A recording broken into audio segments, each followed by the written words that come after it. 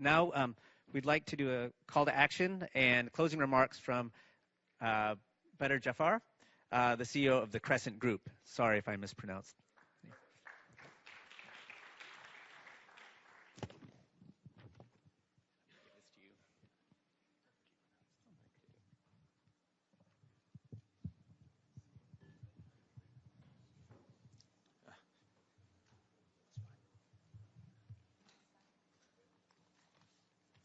Your Excellencies, ladies and gentlemen, doesn't it seem like Silicon Valley is the only place left on Earth not trying to figure out how to become Silicon Valley? And if we do manage to successfully replicate Silicon Valleys across the world as epicenters of innovation and multi-billion-dollar tech companies, will we have truly addressed the world's greatest challenges as mapped out by our SDGs? It seems to me that whilst the frenzied pursuit of the next big thing has undoubtedly produced a plethora of innovative business ideas, along with massive shareholder value, as an investor looking for a social multiplier effect on my invested capital, I often struggle to find the relevance of many of these ideas to the billions in need. Venture capitalists and their obsessiveness with banking on the next billion-dollar unicorn rather than banking on the next big solution that could impact 1 billion lives, share this responsibility. Of course, technological change has always been a double-edged sword.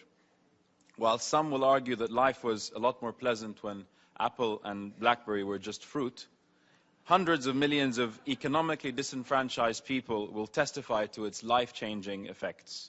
And this dichotomy will continue to play out during this fourth industrial revolution. Now, what is crucial to keep in mind is that technology doesn't drive change. It enables change.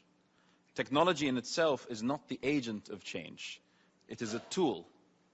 We, the connected people, are the agents of change. And history will judge us on whether we use these tools for the collective betterment of humanity or for the exacerbation of our human flaws. So while Silicon Valley has worked wonders for some, including me at times, I'd love to see a new breed of human-centric innovation hubs, or purpose hubs, that prioritize the creation and use of technology to inclusively serve humanity and, of course, our habitat. The Middle East and North Africa region that I, along with 450 million others, call home, serves as a great example of the urgency to embrace this untapped opportunity. A vibrant, mostly educated youth population yearns to drive progress. Alas, over 40% are left without a semblance of opportunity. The direct result? Perpetual instability and violence. And unless we curate solutions specific to local needs and nuances, the unintended consequences of cookie-cutter tech could easily see this intensify in years to come as more jobs become obsolete. Now, as part of my closing remarks, I was asked to include a call to action, and I wouldn't dare presume that I have either the knowledge or the experience of others in the room to do that justice. I will, however, outline a few often unspoken requirements that you, as the creators of these collective ecosystems, would urge you to all contemplate as we strive to transition from dialogue to action. First, to foster and protect a level playing field, underpinned by robust rule of law and strong corporate governance, at all costs. Harnessing the power of technological innovation to serve the underserved will be a futile exercise without this. Second, embracing diversity in all its forms. The rising tide of tribalism and populism counters the origins of some of the most iconic multi-ethnic and multicultural success stories from Silicon Valley. If for no other reason, we must accept the powerful business case behind diversity and apply it authentically. Finally, our approach must be interdisciplinary in nature. All the way back to the Islamic Golden Age, in the 8th and 9th centuries, the explosion of innovation happened at the intersection of science and the humanities.